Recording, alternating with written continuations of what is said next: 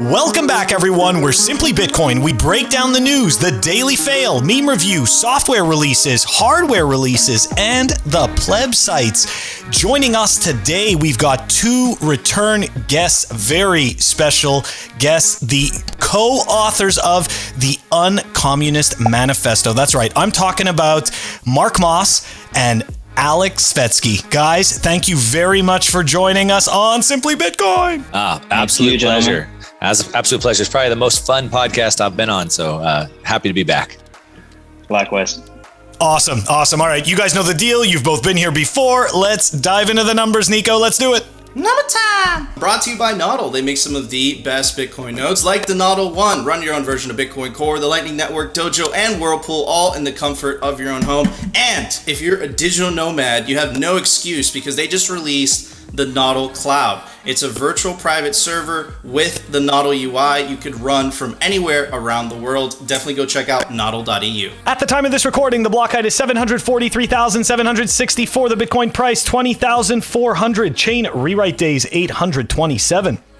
Total public Lightning capacity, 4,067.6. Moscow time, 49:02. Blocks to the halvening, 96,236. And the Samurai Whirlpool unspent capacity. Samurai Whirlpool is a CoinJoin or collaborative spend. It is not a mixing service. And the unspent capacity for that pool is 4,803.70. It is climbing, Nico. And those are the very uneventful numbers once again. I'm just not going to say that Bitcoin's a new stablecoin because when I said that for months, Bitcoin went from 30K to 20K. Anyways, I have a thread that I ran into today that you guys are literally the perfect people to talk about. Mark, you talk about this all the time on your show. Svetski, you talk about the clown world as well. So let's check it out. This was actually a really good thread. I will put it down in the link description so you guys could check it out. It's by Liberty Lock Pod. He says, the American spirit of revolution, modern day revolts are happening everywhere and they aren't being reported on. I wonder why that is. The great set and inflation from lockdowns plus central bank printing has pushed people to their breaking point, right? This is, the famous, if you're in the legacy media, mainstream media matrix, you're not going to know this is happening. There's a huge protest in the Netherlands, and it looks like just farmers are just revolting towards the bureaucracy, the rules there. There's manure being sprayed on government buildings. Glorious to see. It just keeps going. There's a diagram of it, but it's not only the Netherlands. This is Ghana. Ghana has 25% inflation. Sri Lanka, right? It just keeps going. The military's defending gas stations. It also a couple countries. So it's Chile as well, Ecuador. More videos from Ecuador, Spanish farmers. So it looks like there's a worldwide revolt. But this happened. This started a lot sooner because it was also the Canadian trucker protests as well. We had BJ Ditcher on the show. So clearly something is going on here. Argentina, not to mention, 80% inflation reported this year. The guy that architected the deal with the IMF stepped down a couple days ago, according to an article from Bloomberg. Mark, you have an awesome theory. It's something along the lines of this is peak centralization. Why don't you talk a little bit about that? What is going on? And then we'll pass it on to Svetski. Yeah, for sure. There's something I've been definitely keeping my eye on, watching what's happening. And to your point, it started with the Canadian truckers, but it really started way before that. So if we look back before the pandemic, everyone thinks the pandemic was this black swan event, which whatever kind of was. But these protests are nothing new. So before the pandemic, if we go back to December of 2019, there were 10 countries with over 1 million people each in the streets protesting. And a lot of people probably have forgotten, but do you remember what was happening in Hong Kong? Yeah. China taking over Hong Kong, and they were in the streets singing the national anthem and waving American flags, begging for someone to stand up for their freedom, supposedly like we're doing with Ukraine today. But that's a different story. But anyway, so this has been going on for a long time. And of course, it's only escalating. We got lockdowns in the United States, lockdowns around the world, to your point, the truckers, and now we're seeing the Netherlands. It's interesting to note that the Netherlands, they're standing up because of basically these, the central planners have basically said that their cows are bad for the environment, too much methane, et cetera. And so they're shutting down the farms there, shutting down foods. But in Sri Lanka, for example, it's a whole different situation as it is in Ecuador, Argentina. So it's different reasons why people people are protesting all over the world. It's not different reasons. It's all because of central planners. The particular reasons that they're are rioting are different. And so ultimately what I talk about is this pendulum that swings back and forth on a 250-year time frame that hits on peak centralization and then swings back towards decentralization. 250 years ago was we just celebrated July 4th here in the United States. So 250 years ago was the American Revolution, pushing back on the centralization of the monarchy. 250 years before that, Protestant Reformation. And here we are again, pushing back on peak centralization, peak central planning. And we can see it all over the world. I saw this other thing today. Of course, the United States isn't quite at the level of the Dutch, but this poll that came out by Monmouth, which is one of the most respected polls in economics. And they said, what are people in the United States concerned with? 33% inflation, 50% gas prices, 9% economy, 6% groceries, et cetera, et cetera. Nowhere on this list was Ukraine. Nowhere on this list was climate change or ESG. And so it just kind of shows you how out of touch these central planners are with what's going on and what people care about. And of course, the Netherlands is an exact example of that as well. So I don't want to say I love to see it. I do love to see it. I'd love to see people actually standing up for their rights, pushing back. I posted something yesterday, July 4th, treason was the reason for the season. And, it all comes back down to just not complying. Anyway, it's a sign of the times. And unfortunately, I think it's only going to continue to escalate until things break. And then we swing back towards more freedom. Absolutely. Svetski, add on to what Mark was saying. Where is this going, brother? I don't know what to add on other than I saw a clip today with Nicole Kidman eating bugs. I'm Nicole Kidman, and I am going to eat a 4-course meal of bugs. And that was like, I was watching it, and I was like, oh man, all of the fictional stories that we read as kind of warnings, it looks like instead of being warnings, they all turned into guidebooks or something. I don't get it, man.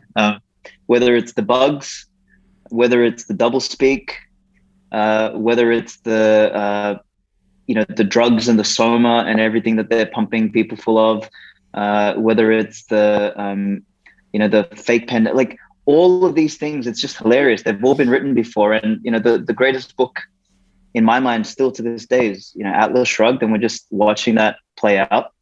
And, the wheels keep falling off. I mean, one thing I will say is, I don't know.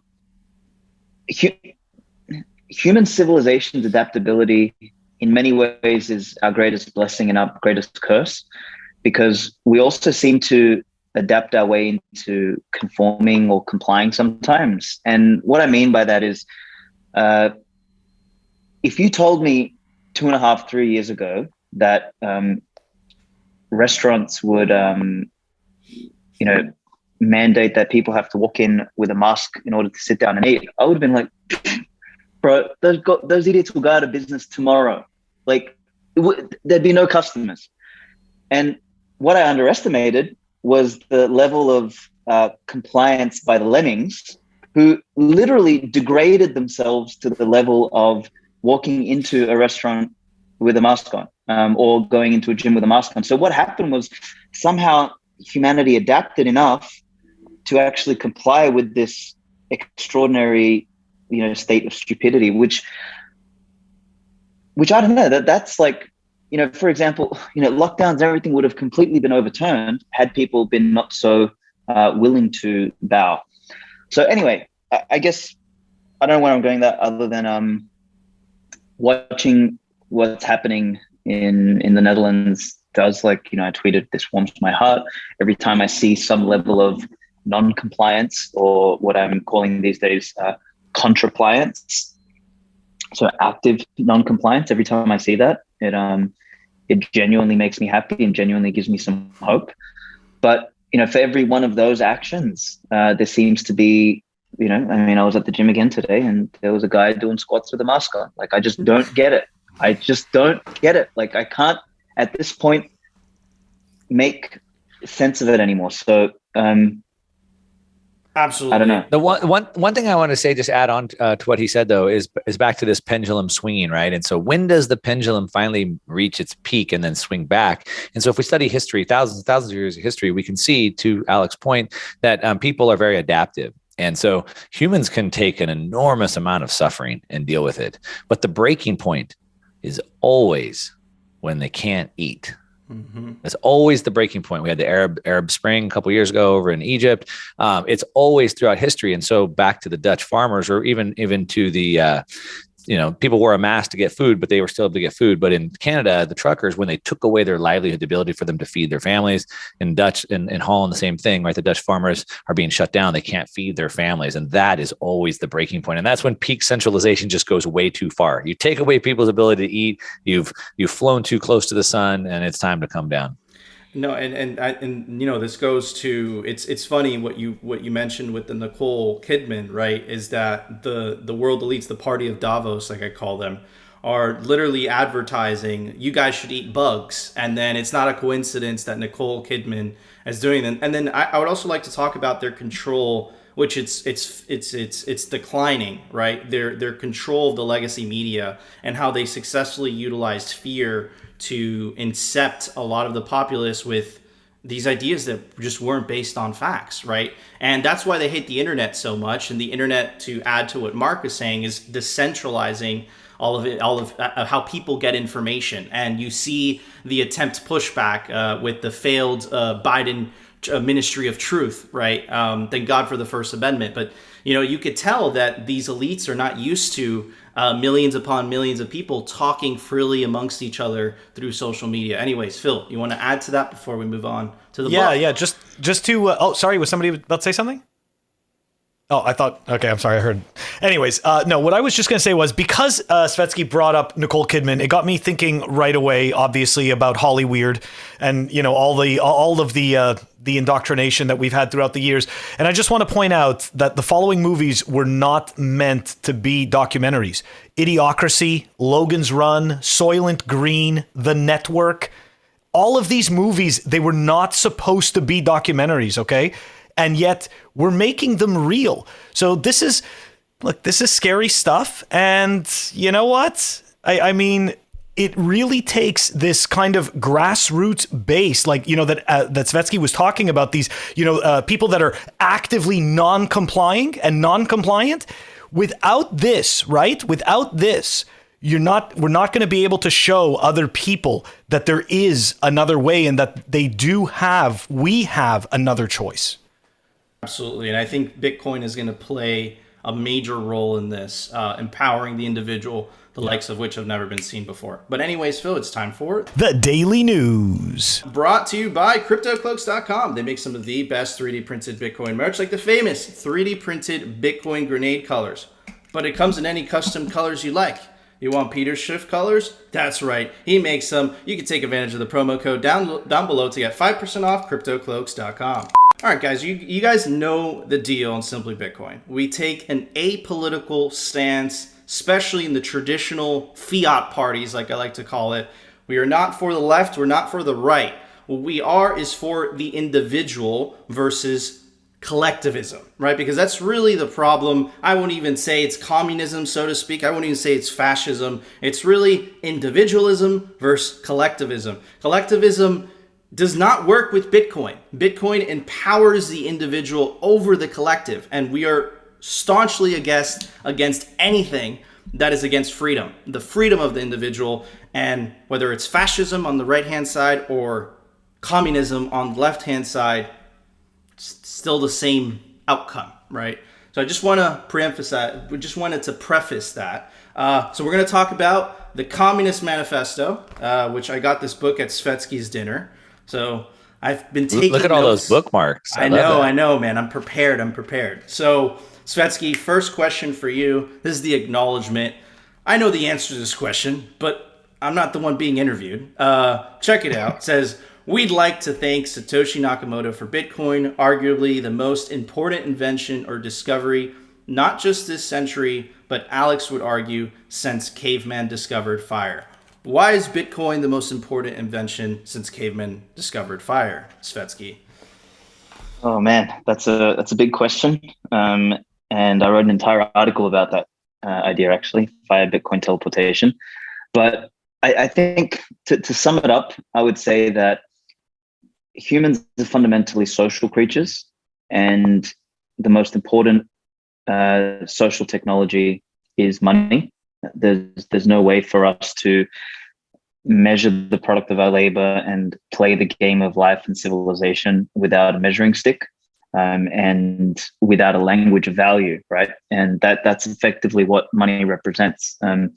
It was the first language. It'll be the last language. It is the language that persists and has persisted from the beginning of time and will go through till the end of time. And in that sense, it enables us to coordinate and orient ourselves, make decisions. Fundamentally, life is just a set of human actions, and what precedes a human action is a value judgment. And money is at the center of all of these things. So if we kind of start with that baseline, and then we look at what Bitcoin is as perfect money, in the sense that this thing maps directly to the things that we talk about as like time, energy, natural resources, etc. Like it's a perfect map.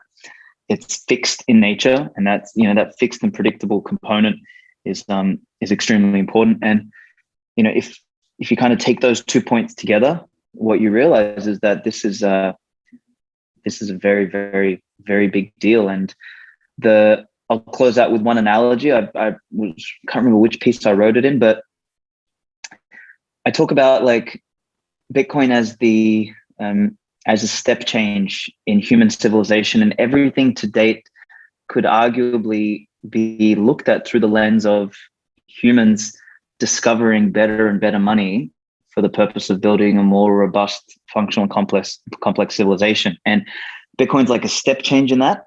And the difference in the quality of civilization of before Bitcoin and after Bitcoin would be the same as the difference in the construction of a house between a blind man using a elastic tape measure and a man who is sighted using a functional tape measure.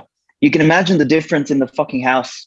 If you got a blind person and you gave him an elastic band and said build a house, you can imagine what kind of shitstorm you'd have.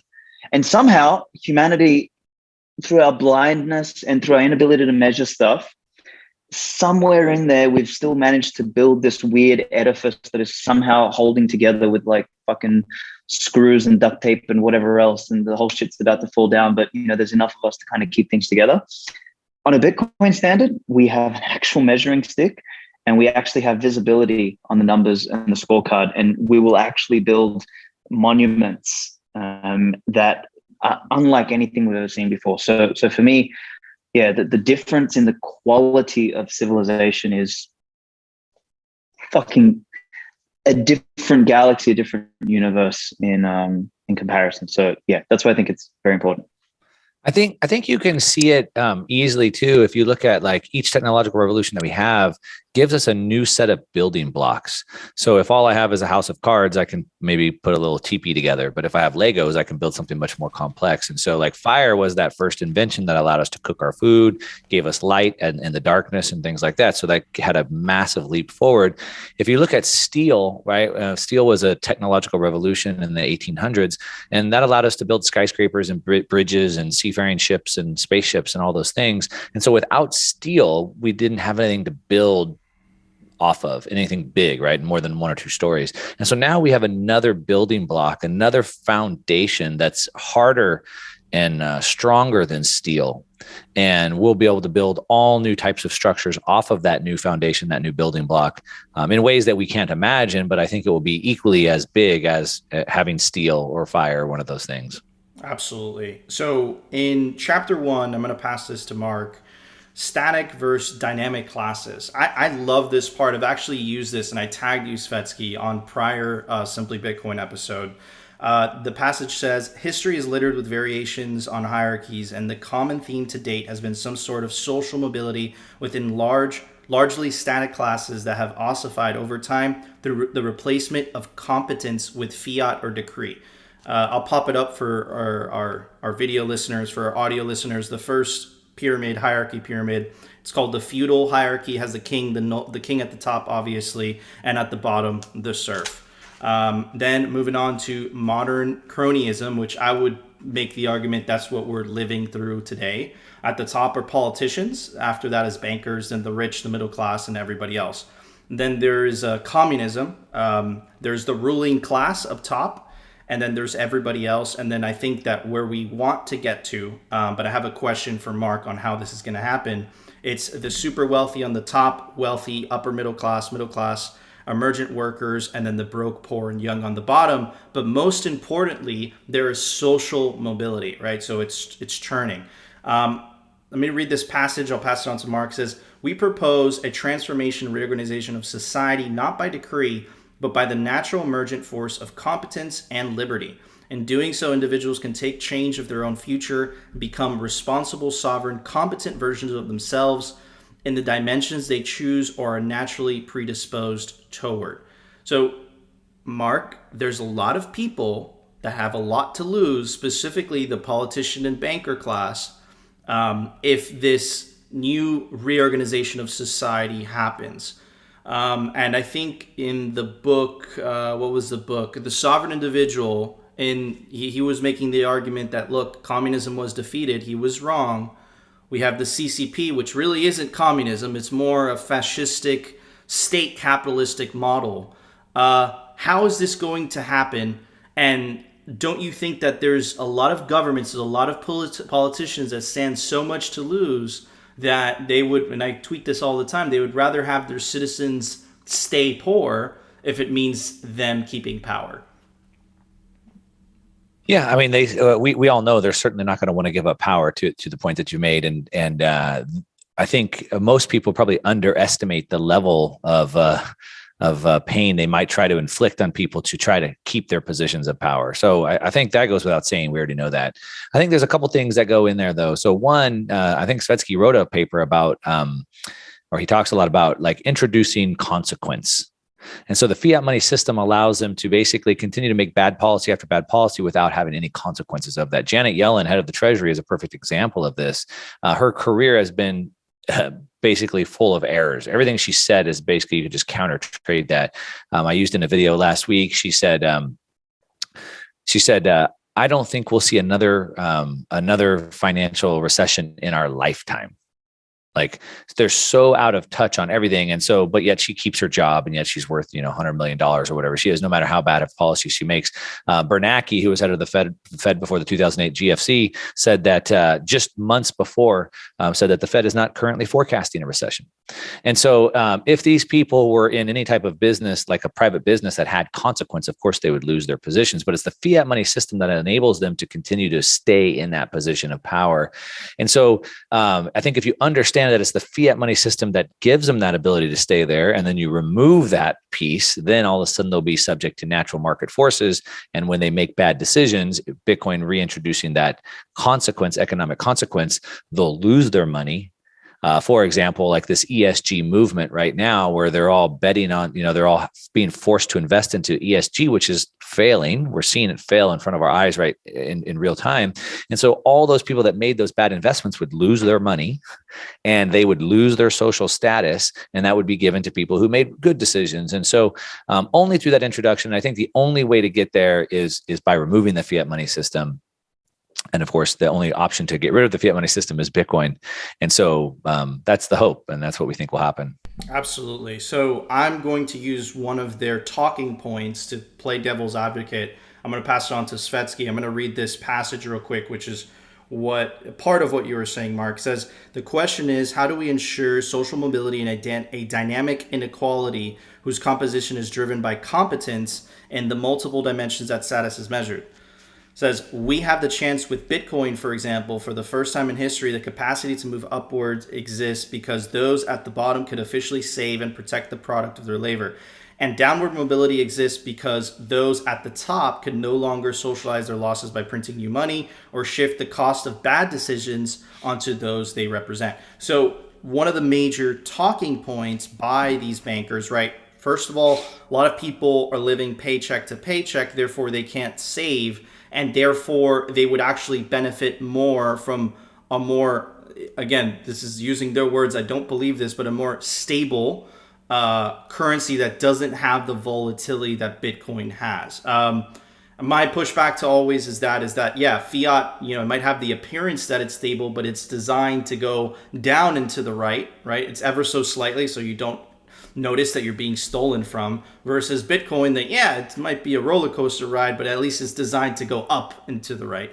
But Svetski, I would love to get your thoughts on this, because I think that it has been used as a talking point, and I think that it will be used as a talking point moving forward.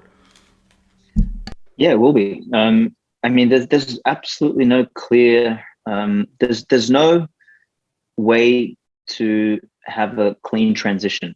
What we're talking about is two different paradigms, and as you kind of pointed out, paradigm one is the slow erosion of the product of one's labor. Paradigm two is the preservation of the product of one's labor. In paradigm one, savings are fundamentally disincentivized, and therefore it skews time preference. And me and Seyfedin have been talking recently about the importance of time preference, and I think that is actually the central element to the morality of all of society, is your ability to lengthen your time preference and see as far out as you possibly can, determines the quality of the decisions you make, and in many ways is inherently tied to your morality. And the current paradigm kind of inverts that, and it actually makes you heighten your time preference. It makes you shorten your sight. It makes you value now significantly more than the future. And Bitcoin is just fundamentally incompatible. It just doesn't work in that kind of a paradigm. And I don't know, like there's a bunch of people who are living in Peter Pan land that think that we're going to somehow magically transition over to Bitcoin and everything's going to be fine. It ain't going to happen. It's just, I'm sorry, but it's going to be messy during the transition. I'm sorry, but unless we decree that Bitcoin is tomorrow stable, which defeats the purpose of Bitcoin in the first place, we're not going to get some sort of stable transition into a paradigm that fundamentally is in opposition to the current paradigm. And I think a lot of people are just naive to this and unwilling to accept the harsh truth in that sense. Like, Bitcoin fixes everything, but in the process of fixing things, it's going to break a whole lot of shit. And unfortunately, like that's the price we have to pay. I'm sorry, but you don't get a heroin junkie off heroin by some keep feeding him heroin. Like, you got to stop at some point. And that's, the sick civilization we live in at the moment, is that, everyone's over medicated, overstimulated, what's the word? Propagandized over everything. And, Bitcoin just doesn't fit into any of those molds. And it's going to be painful. And I'm sorry, but, with each transition, there's a high degree of risk, and that risk must be borne by the individuals who choose to bear the responsibility of taking on that risk. So what I mean by that is some who, despite the challenges, despite the difficulties facing them and everything, will find a way to endure the transition, and they will come out the other end extraordinary in a very strong position. And many will not. They'll find every excuse not to. They'll continue like closing their eyes and pretending that reality is not there and that it doesn't exist. And they'll come out the other side in an extremely precarious position, and they've only got themselves to blame. Yeah, and you say that, and a lot of people are going to react like, oh, this is bad. But here's the thing: if you stack Bitcoin and you start now, you are hedging yourself against that. You're really insulating yourself from this craziness So yeah, but I do tend to agree with you. Mark, there's a passage, before I pass on to Phil. Passage is called "Unequal progress is greater than equal destruction." It says entropy is the overwhelming force that breaks the human body down over time, cools hot water, and turns all governments of the majority into a downward spiraling tyranny of the lowest common denominator. I read that passage to certain people and they will literally spontaneously combust. I obviously know how Svetski feels about democracy. Mark, what are your thoughts on that last line? Governments of the majority, entropy turns all governments of the majority into a downward spiraling tyranny of the lowest common denominator. Well, I think anybody that has a problem with that, if they're going to internally or combust, as you said, from reading that, I think they just need to open their eyes and see exactly what's happening right now today. So we're seeing the democracy, the governments instill tyranny, which of course we've already covered, which happened in Holland and happened in Canada, et cetera. And I think if you understand that system overall, you'll see that the types of people that politics attracts are the people of the lowest order. And so anybody who's a producer wants to go out and produce. They want to be a creator. They want to create. They want to take their goods, their services, their intellect to the marketplace where it's valued.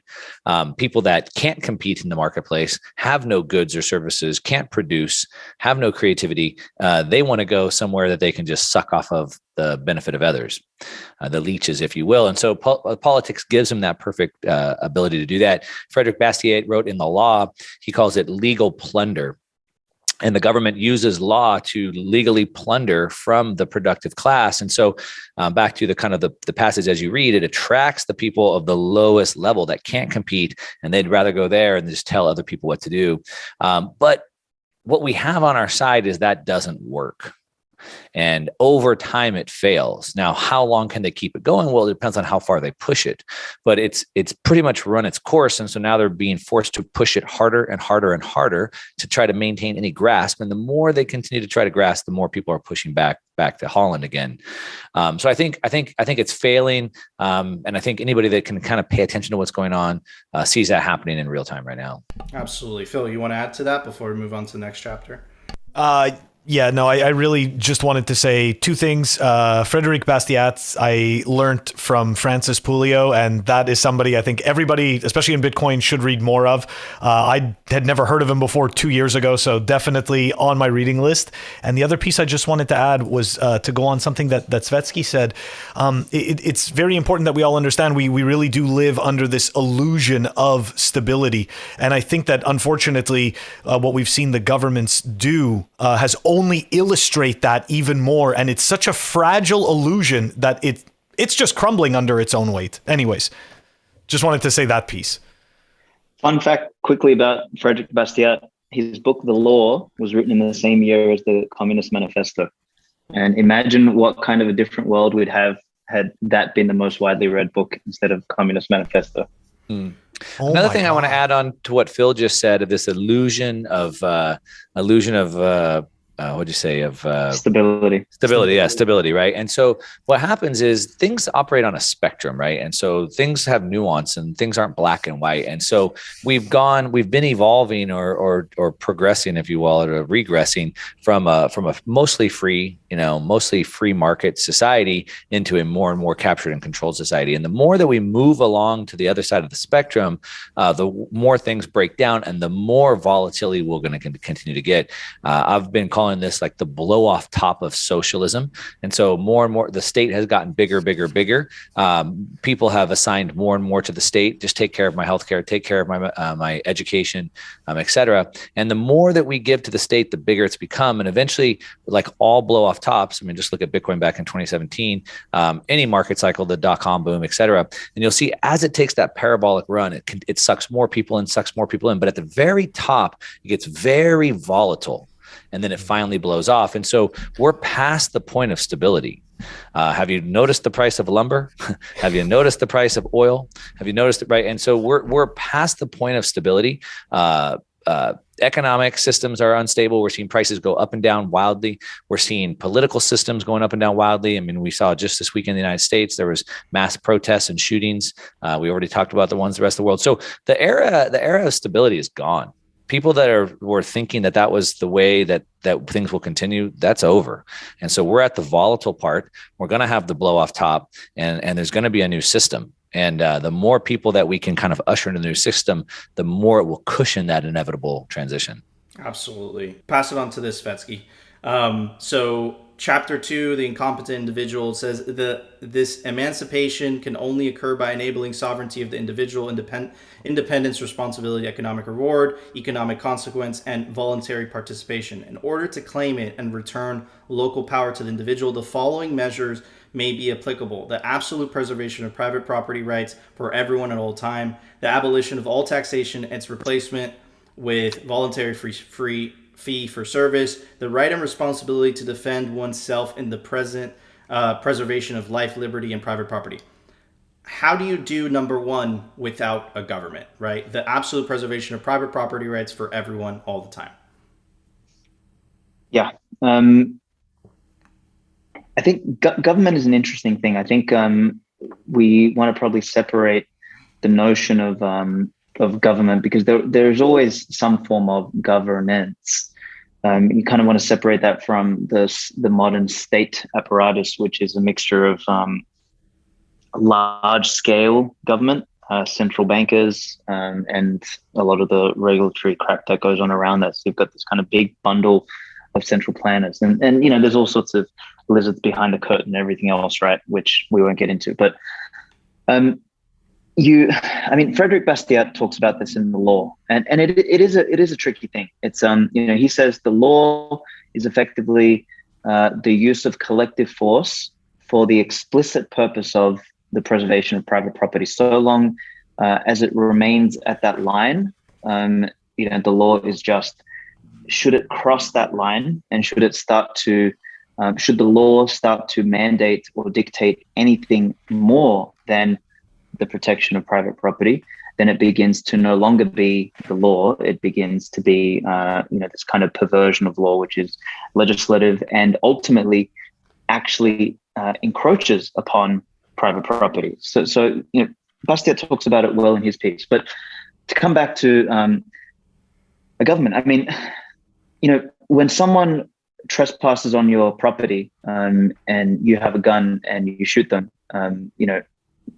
you've just protected your private property, and the government didn't necessarily protect you. In fact, they may later get in the way through whatever bureaucratic apparatus they have, and hold you accountable for protecting your own private property. So in many ways, the government really doesn't protect that. But your original point, I guess, without me going too many tangents here, is that we need some sort of collective force in order to preserve private property from trespassers or from criminals or from that sort of stuff. My guess is that the market could solve for that, like fee for service as one example. Alternatively, if we kind of envision a future where territory operators, similar to, I always like to use the example of, I went to Fiji it was about like 6-7 years ago. And in the south of Fiji, on the big island, you've got Nadi, which is the capital. And it was a shit show, like fucking crap everywhere, like poverty, all this sort of stuff. The north of it was this kind of private area where all the high class 5-star hotels were.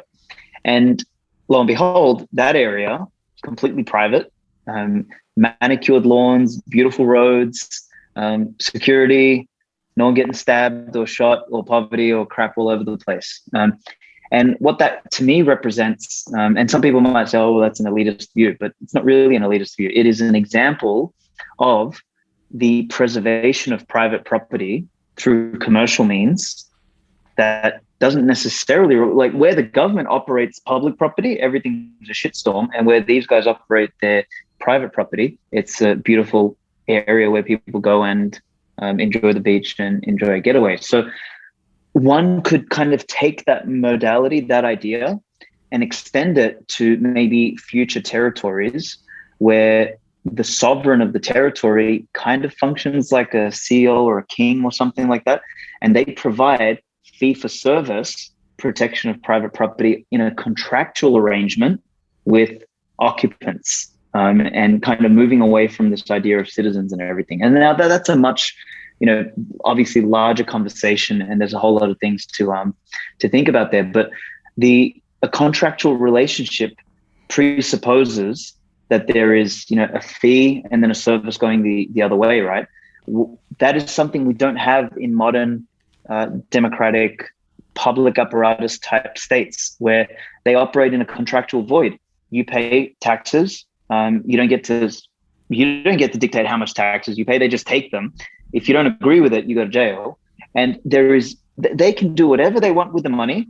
And if you don't like it, it doesn't matter. It's a complete contractual void. And that only exists in the relationship between public representative type governments and citizens. And it does not exist in the commercial realm, where you have a private citizen with a private operator. And yeah, I just think that we're going to move in that direction. And I think we'll be able to solve this through some mechanism like that. And I'm certainly not smart enough to be able to predict how and in what way we're going to solve this over the next 2, 5, 10, 20 decades. But I can for damn sure tell you it ain't going to look like the abomination that we have today. And I think, just really drawing that line around where the law kind of stops, and that being the preservation of property rights and nothing else, I think is an extraordinarily important sticking point. So I don't know, does that kind of answer or not really? Yeah. So again, that's the theory that in the book, The Sovereign Individual, he makes, right? Is that, to use his words, information technology is going to allow individuals to go where they're treated best. Katie, the Russian, the whole better flag theory. If a jurisdiction treats you badly, you go to someplace else. Bitcoin enables you to not only vote with your wallet, also your feet. So second part, I'm going to ask Mark this question, and then I'm going to pass it on to Phil. Then we're going to wrap this section up. It says the abolition of all taxation and its replacement with voluntary fee for service. And I always get this question: who's going to pay for the roads, Mark, if it's voluntary? And another thing to add to what Svetski said, right, is I agree with you, but you can't deny that collectivization, at least of the taxes, the way it works, is very, very efficient. It works very well in terms of raising a very big military, right? Mm-hmm. So if China, for example, stays with that model, and the U.S. kind of doesn't regrade, but it goes back to the state model. States have a lot more sovereignty over the federal government. Wouldn't you say that would put the U.S. at a disadvantage militarily versus a country that has centralization, more centralization in terms of its bureaucratic model? Mark, so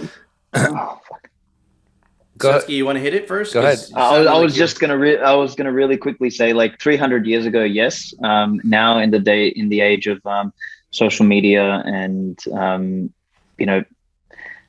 like that kind of China invasion on the US doesn't happen, irrespective whether, even if America didn't even have a military, that ain't gonna happen. And that problem is relatively well solved with 400 million guns. I mean, the Arabs did it with 6 peasants and 3 guns.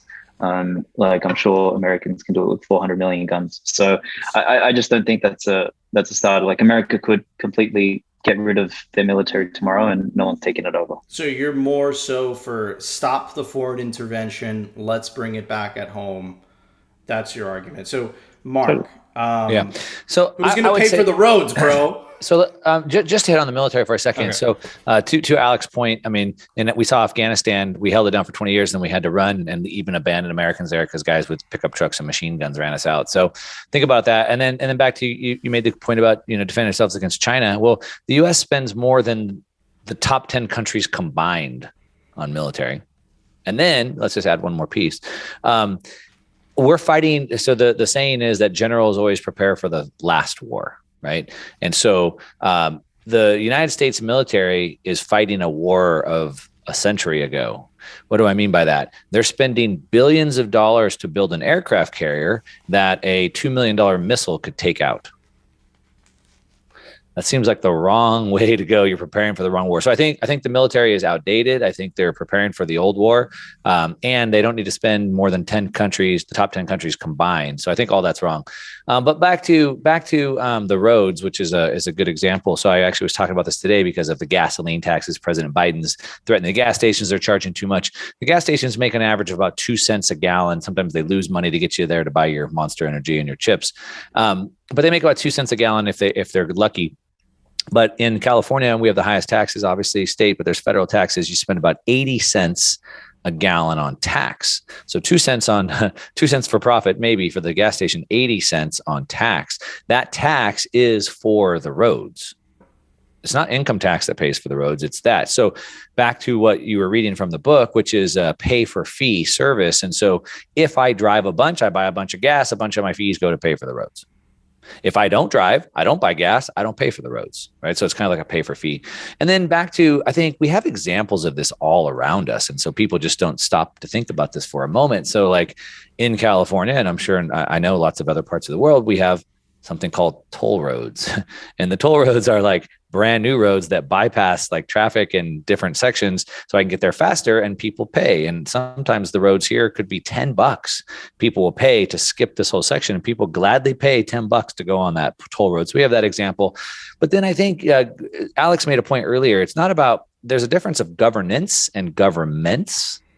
And so I think both of us agree on governance is needed. Somebody's going to need to organize things, but it should be done by people who have skin in the game. So typically like an entrepreneur model. So think about Disney World in in Florida, Disney World. So Disney World is its own world, and I'm no fan of Disney, but for example purposes, they're their own world there, right? So they have their own roads, they have their own security, they have their own restaurants, they have everything there. It's basically a city.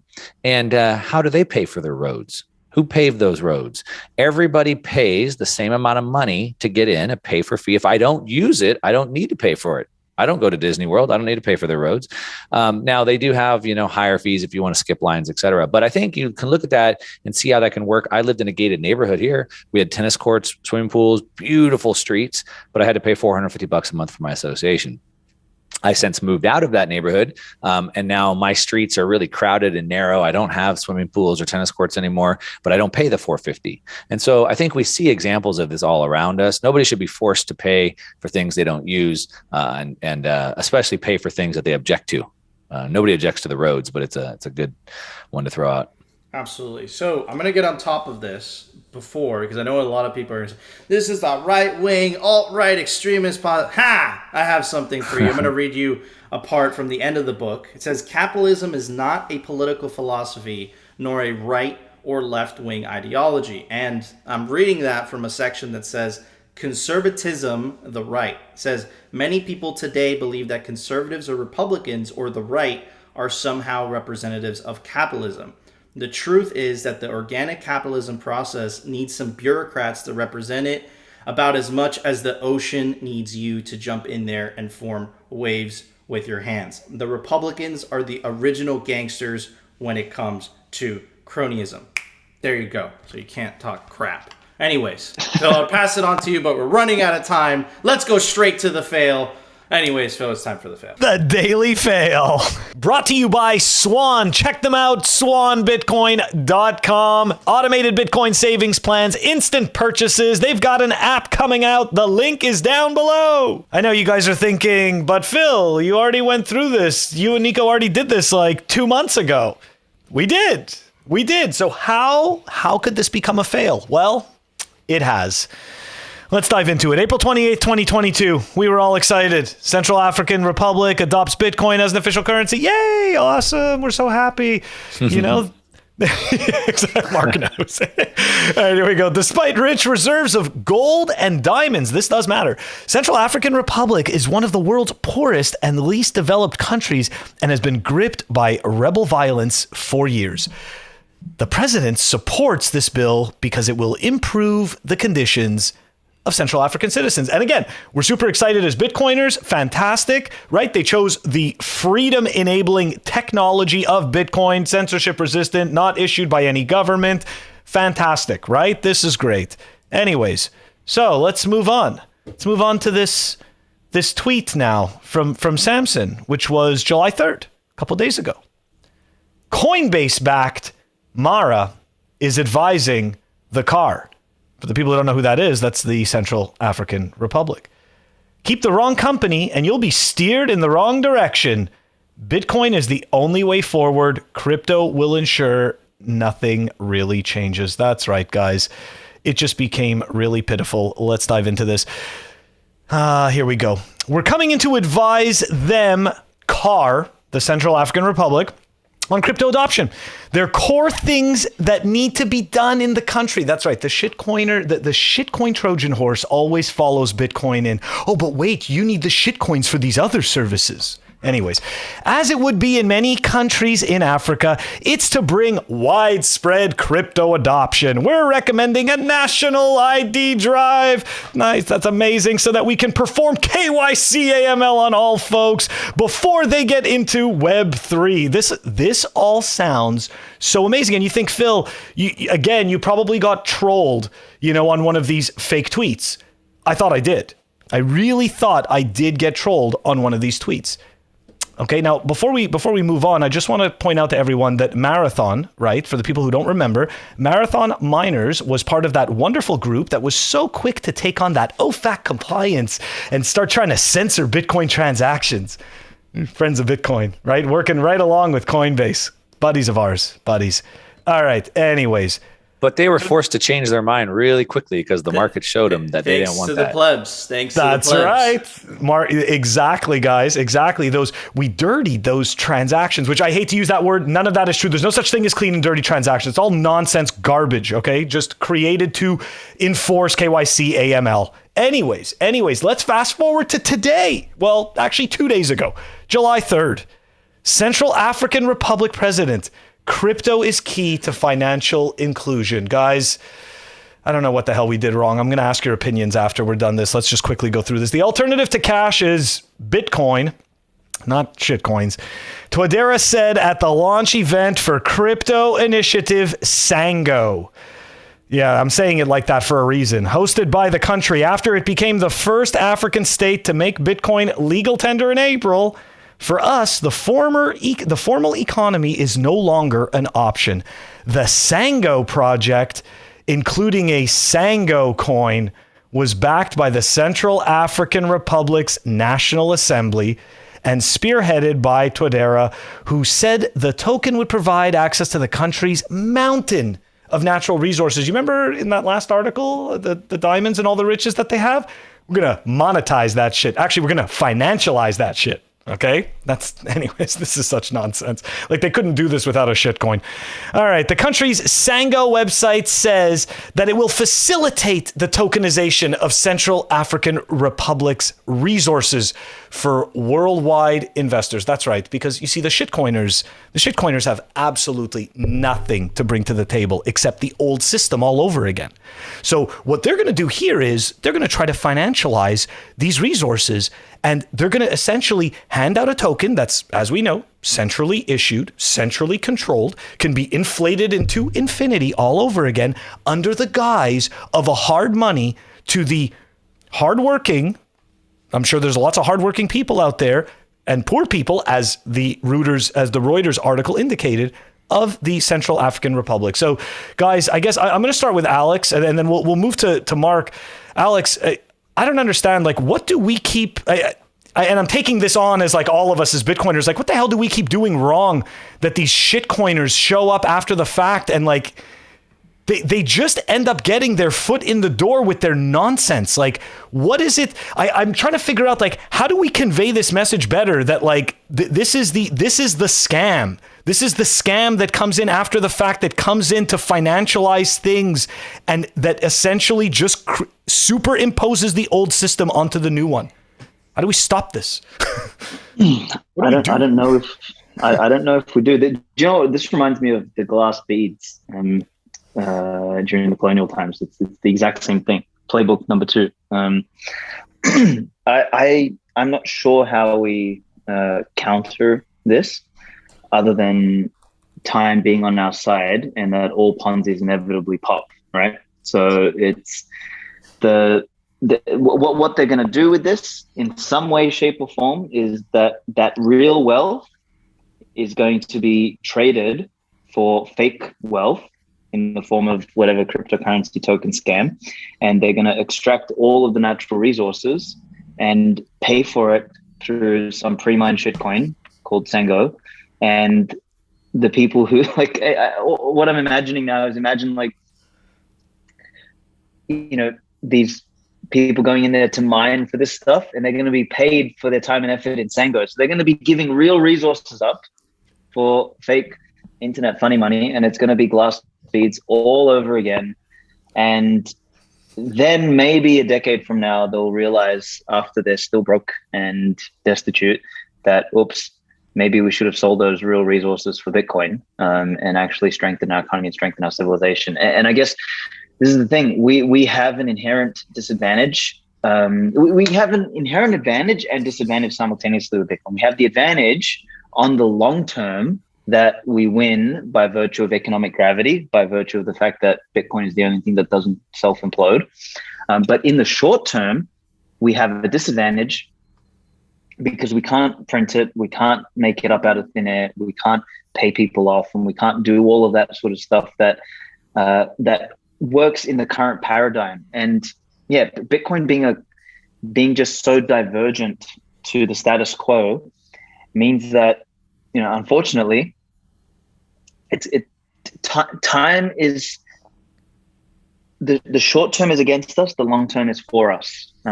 So what we're just going to have to do is deal with that, and we're going to, you know, be yelling at clouds most of the time. Sometimes it's going to get through. Sometimes it's going to get through, and that's going to be fantastic. And, you know, I think to a large degree, you know, in Salvador, you know, the work that like Max and Stacey and everything are doing over there with Kelly and stuff, and like keeping that sort of stronghold viable, I think that's going to work. And then what that's going to do is that's going to pay dividends a decade from now, is that Salvador is going to be far more wealthy, and the car is going to be broke and destitute, despite having all the resources that Salvador doesn't. And you're going to see this massive divergence. So it's going to pay off again in the end. It's just that the price we have to pay for being early to Bitcoin is years and decades of ridicule and basically staying the course and maintaining integrity when all of the temptations are floating around. And that's, you know, that's the price we must pay for inheriting the earth. Yeah. No, I definitely agree. Mark, what are your thoughts? Are we messing up with the education? Is that it? Well, I think there's a couple things. So one, those guys will do really good if they can trade out at the exact moment before the dump happens. Maybe they'll get lucky with that timing. But I think, the same thing happened in El Salvador, right? I mean, Alex and I were down there last summer, and all these altcoin people were showing up. They're setting up office directly across the street from Bitcoin Beach. And they're all coming in there trying to do this. And so it's happened in the car. It happened in El Salvador. It happens everywhere. I think a couple things I think about it. So one, I think to Alex's point, we're early. We have to stay the course. Some of us could just not care. So back to Satoshi's quote I said at the beginning, which is, if you don't get it, I don't have time for that, right? I don't have time to convince you or whatever. But I think, we do the best that we can. We try to educate people. We try to put out what the differences are of those things. And it's for people to take it or not. And, throughout history, lots of things have been money, seashells, feathers, rocks, etc. And throughout history, people have decided to store their wealth in things that were inferior to other things, and those people lost their wealth. And this kind of goes back to this dynamic equality where people go up and down based off their decisions. If they have the long-term thinking, like Alex was talking about before, if they have that long-term thinking, then they'll do better. If they long-term thinking means one, investing the time to figure it out for themselves. Like there's got to be some difference here. I saw this comment over the weekend, and it was somebody pulling up this old argument of, Bitcoin is MySpace and it's going to go away or whatever. Right. Yes. And it was a different thread, but Giacomo pulled out a thread of the key differences of the Byzantine general's problem and how it was solved. And it was a little bit more technical. It was a little bit over my head.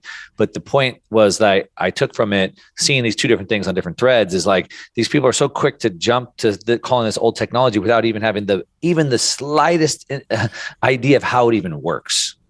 And I'm not the most technical guy, but as I start to figure this out, I realize like, oh man, this is not old technology. This solved the problem. And so, those people, if they don't want to put the time in, they're going to miss out on it throughout history. It's the story that repeats, and they're going to lose their money to people who are willing to wait. And we'll do the best that we can to continue to educate, continue to highlight. Back to kind of the original part, I'm choosing not to be extremely toxic. I want to be helpful, and I want to illustrate this path, and hopefully people will find it. And if they don't, then I don't have time for it. Very well said. Very well said. Nico, any thoughts on this? We reported on this a month ago. We were all happy, man. Yeah, dude, real quick. Okay, it's not a coincidence that a month before, or in April when this came out, Bitcoin legal tender law, and then a month after Coinbase put their hands on it, we're coming out with the shitcoin, and that's because Coinbase's business model relies on shitcoins, right? Coinbase is an enemy of Bitcoin. That's literally the way I see it.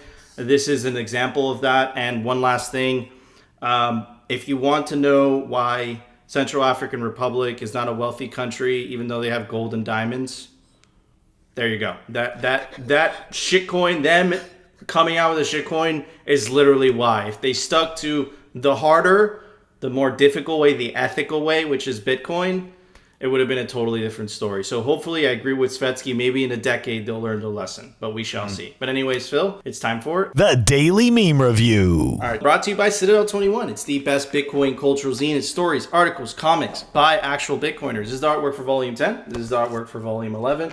And this is the artwork for Volume 2. Volume 2 is almost sold out because there's only 1,000 physical copies made per volume.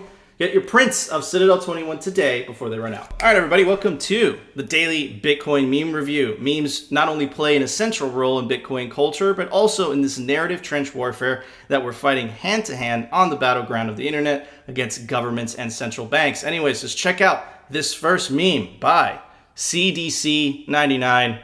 Nominated 2022 Bitcoin Meme Awards. I don't know if that's real. Bitcoin, the Lightning Network, and of course, our friend Augustin Carson. If you don't want to know where inflation goes, here it is. All right, moving on to the next one. By Bitcoin Meme Hub. Looking forward to the Bitcoin Conference 2023. Bitcoin Conference 2023. That is absolutely hilarious. Shout out to you, brother. All right, this one by fellow pleb. LC, rich scammers bitching, simps wishing they were them agreeing. Toxicity is a problem. Oh, Mark, this one's for you. Toxicity is a problem. It needs to stop. High society clowns mad cause average person can tell them to go fuck themselves and they can't ban us from this country club. Mark, what is your response to this meme? I like it. It's funny. I think, I think it goes back to what is the definition of what you would consider that. And so I think it goes back to that, which is why Alex and I spent a lot of time in the book to put all the definitions in there. So we were talking from the level playing field. So what does toxicity mean to you? I think there's wrong and right ways to use it.